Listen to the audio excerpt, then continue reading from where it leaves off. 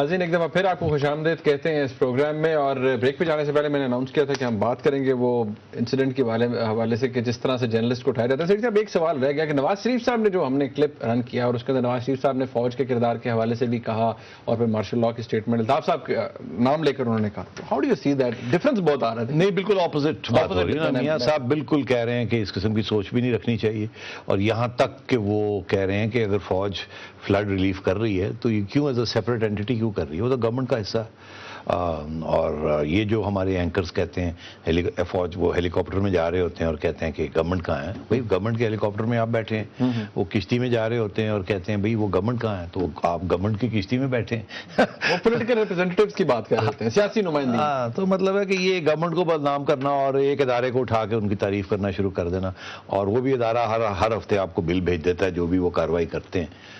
تو بات یہ ہے کہ دس از ناٹ آن، اور میاں صاحب 100% ٹھیک کہہ رہے ہیں، اور وہ آپ کو سمجھا رہے ہیں کہ اس قسم کی ڈویژنز گورنمنٹ اور اسٹیٹ کے اداروں میں نہیں کرنی چاہیے اور اس کے ساتھ نقصان ہو سکتا ہے۔ تو آئی ٹوٹلی سپورٹ واٹ میاں صاحب ہے۔ لیکن اب وہ جو بات ہے، الطاف حسین صاحب کہتے ہیں میں مارشل لاء کے حق میں نہیں ہوں، نہ ہی میں چاہتا ہوں کہ مارشل لاء لگے، لیکن نواز شریف صاحب نے تو اس کو ایگزیکٹلی انہی ٹرمز میں لیا ہے کہ جو لوگ مارشل لاء لگانے کی بات کرتے ہیں وہ ملک کے ہمدرد نہیں ہو سکتے۔ اچھا، بات یہ ہے کہ یہ مارشل لاء لگ سکتا ہے نہیں لگ سکتا، یہ بحث تو لمبی چوڑی ہے، مگر میں آپ کو آج صرف ایک ایک خیال آپ کے ذہن میں ڈالنا چاہتا ہوں، اس کے اوپر تبصرہ نہیں کروں گا، وہ آپ خود ہی سوچ لیجئے گا کہ کہاں جا رہا ہے یا کہاں جا سکتا ہے۔ ہمارے ویورز بھی خود ہی سوچ لیں، آپ خود ہی سوچ لیں۔ یہ میرے ذہن میں آیا اس دن، میں نے کہا یہ الطاف بھائی کیا کہہ رہے ہیں، اس کے پیچھے کچھ ہو سکتی کوئی سوچ؟ تو انہوں نے ایک بڑی واضح طور پہ بات کہی کہ جی آرٹیکل 190 کا ذکر آتا ہے۔ اب آرٹیکل 190 تو میں نے بہت دفعہ ایکسپلین کیا ہے کہ وہ تو سپریم کورٹ استعمال کر سکتا ہے کہ فوج کو کہے کہ آپ ہماری آ کے مدد کریں ان ایڈ آف سپریم کورٹ، اور وہ بھی آج تک ایک دفعہ اس قسم کی مدد مانگی گئی ہے، اور وہ بھی جب اس وقت مانگی تھی تو آرمی چیف نے کہا تھا ڈیفنس منسٹری سے پوچھ کے، کیونکہ ہم ان کے انڈر آتے ہیں، آپ کے انڈر نہیں آتے۔ اب دیکھا یہ ہے کہ جب بھی کو ہوتا ہے، جب بھی پہلے کو ہوتے رہے تو کیا ہوتا تھا؟ آرمی آتی تھی، بندوق رکھتی تھی یا اشارہ کرتی تھی، صفائی کر دیتی تھی اور کو ہو جاتا تھا۔ اس کو کہتے تھے یہ کانسٹیٹیوشن کے خلاف، اوور تھرو ہو گیا۔ ٹھیک، اس کے بعد ایک پی سی او آتا تھا، provisional constitution order, because constitution تو تھی نہیں، فارغ ہو چکی تھی۔ پھر نئی سویرنگ ان ہوتی تھی ججز کی، اس کو افرم کیا جاتا تھا کہ آپ مانیں اس پی سی او کو۔ پھر وہی جج جو پی سی او لیتے تھے وہ لا آف نیسیسٹی استعمال کر کے کہ ایک کو دیتا جو کامیاب ہو جاتا ہے اس کو انقلاب کہتے ہیں، اور انقلاب جو ہے اس کی لیجٹمیسی کی، اس کی ویلیڈیشن کی ضرورت نہیں ہوتی، وہ خود ہی ویلڈ ہوتا ہے۔ اس لا آف نیسیسٹی کے بیسس کے اوپر وہ کو لیجٹمیٹ قرار دے دیتے تھے۔ یہ ایک فارمولا تھا کہ پہلے کانسٹیٹیوشنل اوور تھرو ہوا، ڈیویشن ہوئی، پھر اس کو انڈر لا آف نیسیسٹی اس کو لیگل بنا دیے گیا۔ تو کو دیتا ہوتا تھا اور کانسٹیٹیوشنل ڈیویشن ہوتی تھی اور وائلیشن ہوتی تھی۔ اب دلچسپ آپ کے لیے سوچ چھوڑنا چاہتا ہوں جس کا میرے پاس اس وقت جواب نہیں ہے۔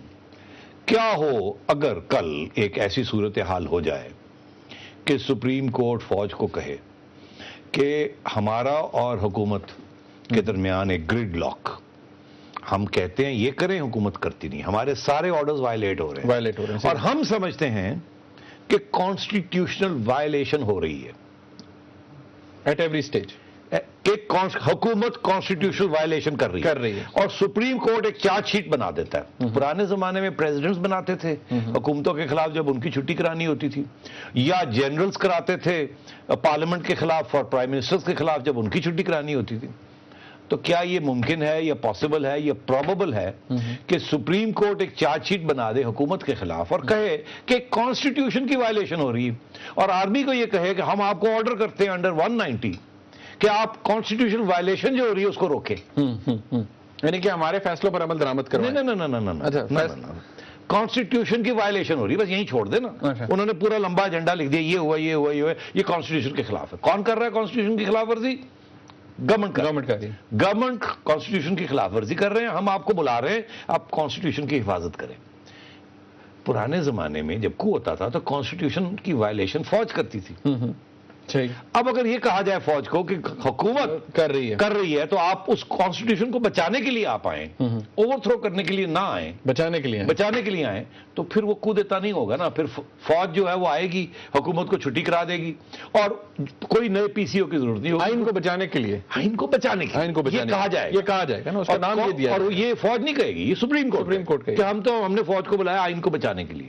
اور آئین کے بارے میں ہم سے کون بہتر جانتا ہے؟ وہ آلریڈی باتیں شروع ہو گئی ہیں منیب کہ پارلیمنٹ فیصلہ کرے گی یا ہم فیصلہ کریں گے. یہ جو کانسٹیٹیوشنل امینڈمنٹ ہے، آج تک 63 ایئرز میں کسی کانسٹیٹیوشنل امینڈمنٹ کو چیلنج ایکسیپٹ ہی نہیں کیا گیا سپریم کورٹ میں، کیونکہ یہ پارلیمنٹ کا پیروگیٹو تھا. یہی ہماری جورسپروڈنس ہے نا. اب پہلی دفعہ چیلنج ہو گیا اور لگتا ہے ایسے کہ اس کے کلازز کو گرایا جائے گا. ایسے ہی لگ رہا ہے جس طریقے سے باتیں ہو رہی ہیں سپریم کورٹ میں 18 کانسٹیٹیوشن. کم از کم ججز کی سلیکشن کے حوالے سے جو بات ہے. نہیں، اور بھی انہوں نے بہت سے ریمارکس کیے ہیں، کچھ پتہ نہیں کہاں تک یہ جائیں گے یا نہیں جائیں گے، مجھے نہیں پتا.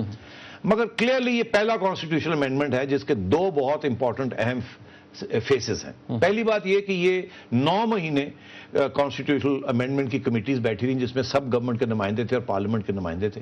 انہوں نے یہ فیصلے کیے کہ 100 سے زائد کلازز کو چینج کرنا ہے. اتنا کنسنسس آج تک کسی کانسٹیٹیوشنل امینڈمنٹ میں نہیں ہوا. 17 امینڈمنٹس ہوئے، اتنا کانسٹیٹیوشنل کنسنسس پارلیمنٹ کا نہیں تھا جتنا 18ویں میں ہوا، جتنا اس میں ہے. اور اتنا وقت نہیں لگا کسی میں. اور اس کو اگر چیلنج کر لیا جاتا ہے، دو باتیں ہوئی. پہلی، اتنا کانسٹیٹیوشنل کنسنسس کو آپ چیلنج کر رہے ہیں جو آج تک نہیں ہوا. دوسرا یہ کہ کسی کانسٹیٹیوشنل امینڈمنٹ کو چیلنج نہیں کیا، وہ بھی آپ کر رہے ہیں. دونوں چیزیں. تو اگر اس حد تک صورتحال اب آگے بڑھ گئی ہے تو پھر وہ جو میں بات کہہ رہا ہوں کہ فوج کو یہ کہا جائے کہ جی آپ کانسٹیٹیوشن کو پروٹیکٹ کرنے کے لیے آئیں، اور کانسٹیٹیوشن کیا ہے، کیسے وائلیشن ہوتی ہے، وہ ہم بتائیں گے، ہم ججز بتائیں گے. تو پھر اس کو کودتا نہیں کہا جائے گا. وہ ایک ملٹری جنرل انٹرونشن ہوگی جس کے لیے پی سی او کی ضرورت نہیں ہوگی، کیونکہ سپریم کورٹ نے خود ہی وہ تو آرڈر کیا ہوگا. لیکن وہ خود ڈرائیو کی گئی نئی چیز ہوگی. تو وہ ایک سپریم کورٹ خود فیصلہ کرے کہ جی یہ کانسٹیٹیوشن کی وائلیشن کیا ہے. اور یہ army intervention is not a violation but a protection of the constitution. تو سارا جو قانون 63 ایئرز میں بنایا گیا ہے پریویس سپریم کورٹس نے، اس کو سر پہ کھڑا کر دیا جائے. تو فائنل کیا ہوگا؟ فائنل تو یہی ہوگا نا کہ اگر ایسا کوئی صورتحال ہوتی ہے تو supreme court is supreme in the sense کہ اس کی فائنل ورژن ہے. تو پھر کیا ہوگا؟ تو میں یہ آپ سے کہہ رہا ہوں کہ اس کو رول آؤٹ نہیں کرنا چاہیے.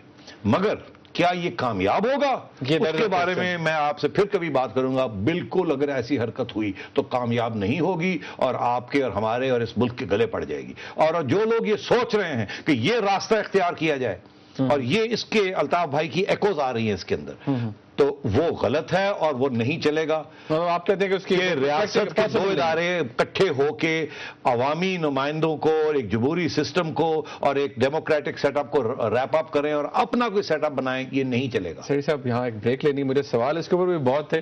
ناظرین، یہاں پر ایک بریک لیتے ہیں. جب بریک سے واپس آئیں گے تو ایک آدھا سوال اس کے حوالے سے رہ گیا، وہ بھی کریں گے اور مزید بھی ڈسکشن کریں گے. ہمارے ساتھ رہیے.